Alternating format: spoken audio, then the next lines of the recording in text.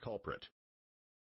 Every honest observer of the political scene knows that since the 1960s, the judicial branch, led by the United States Supreme Court, has accelerated its already well-honed pattern of usurping the authority of the elected branches of government. Constitutionalists like Mark and me believe that the judiciary should stay out of politics and policy matters. Federal judges, and especially Supreme Court justices, all of whom are unelected and unaccountable to the people, have rejected their constitutional role. They increasingly legislate from the bench and rewrite the Constitution at will.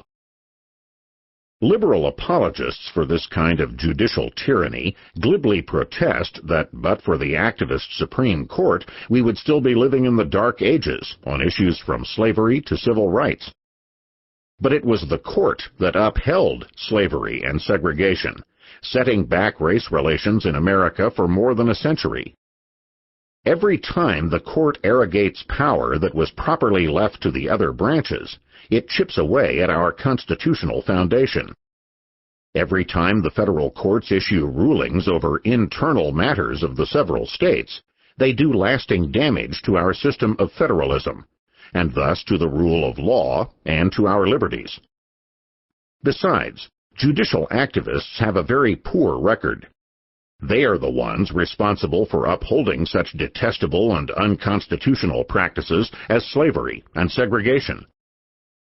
When a small group of men and women donning black robes makes decisions beyond its authority, it is disenfranchising the will of the people, which is properly exercised through the people's duly elected representatives. This trend must be reversed before it's too late. That's why Mark has written this incredible book, to set out in layman's terms the current state of our runaway judiciary and the threat it poses to our nation.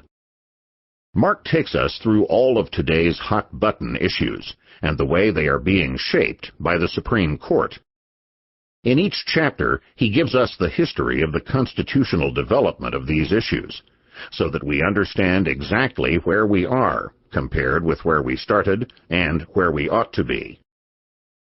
This book couldn't be more timely or important, as liberals continue shamelessly to thwart the people. Congress, the President, and state governments. Increasingly, liberals are also denying the President his judicial appointment power by blocking his well-qualified appointments purely for political reasons. While the informed public, informed primarily thanks to conservative talk radio, understands many of the issues involved in this book, Mark Levin's Men in Black provides an indispensable historical and constitutional context, and it offers suggested solutions to remedy the serious problems we face. Let me tell you, folks, this is a subject in need of our urgent attention, and this book provides the ammunition you need to defend your liberty. I am proud to endorse this book by a constitutional scholar, a brilliant lawyer, a pundit extraordinaire, an exceptional radio talk show host, a patriot, and my very good friend. I hope it sells 1 million, and that twice that many read, absorb, and take to heart its critical message. Preface.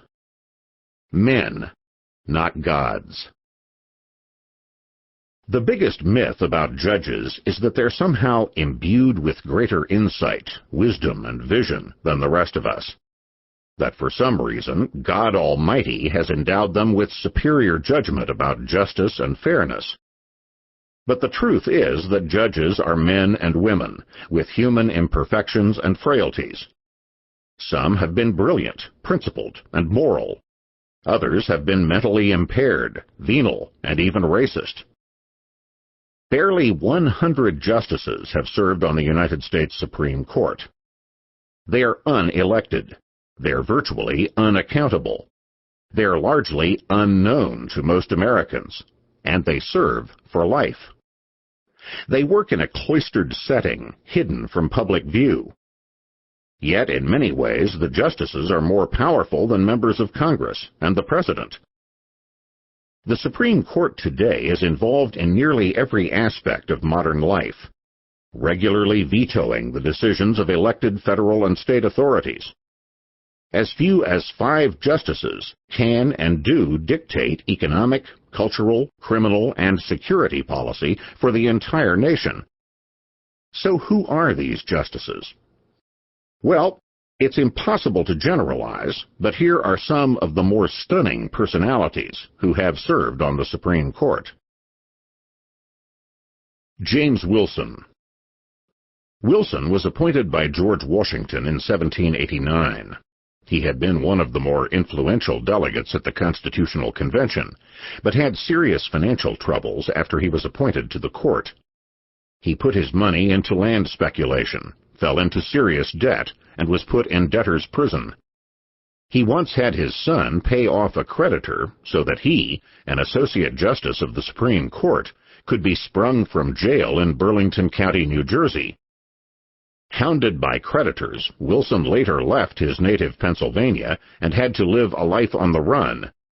After holing up in a series of dreary taverns, he died broke in North Carolina and was buried in an unmarked grave. John Rutledge. Rutledge, too, was appointed by Washington in 1795 by recess appointment, and became the nation's second Chief Justice. A United States senator from Rutledge's native South Carolina wrote that after the death of his wife, his mind was frequently so much deranged as to be in a great measure deprived of his senses.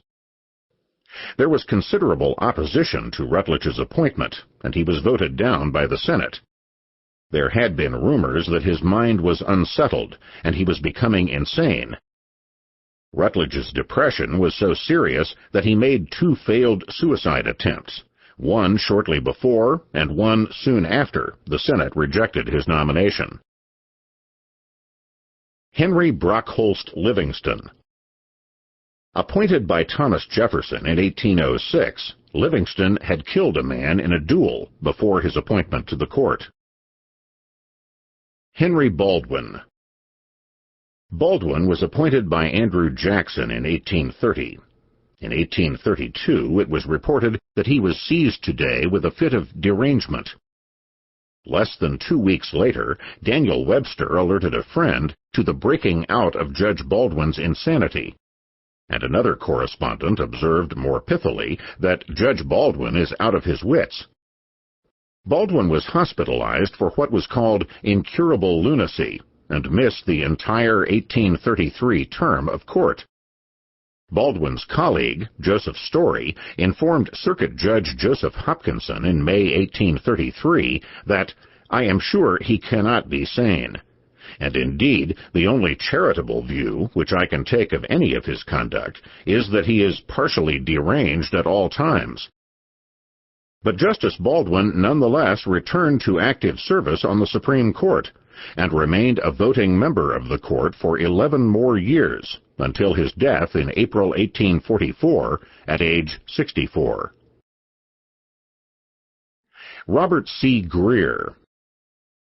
Appointed by James Polk in 1846, Grier suffered paralysis in 1867, and thereafter began a slow mental decline. Grier's case is most troubling because he was the swing vote in one of the most important cases of his era, Hepburn versus Griswold, which struck down the law allowing the federal government to print paper money. Grier's demonstration of mental incapacity during the conference discussion was such that every one of his colleagues acknowledged that action had to be taken. Nathan Clifford. Clifford was appointed by James Buchanan in 1858. After a period of mental decline, Clifford suffered a stroke in 1880, just before the beginning of the October term of 1880. Justice Miller described the situation bluntly.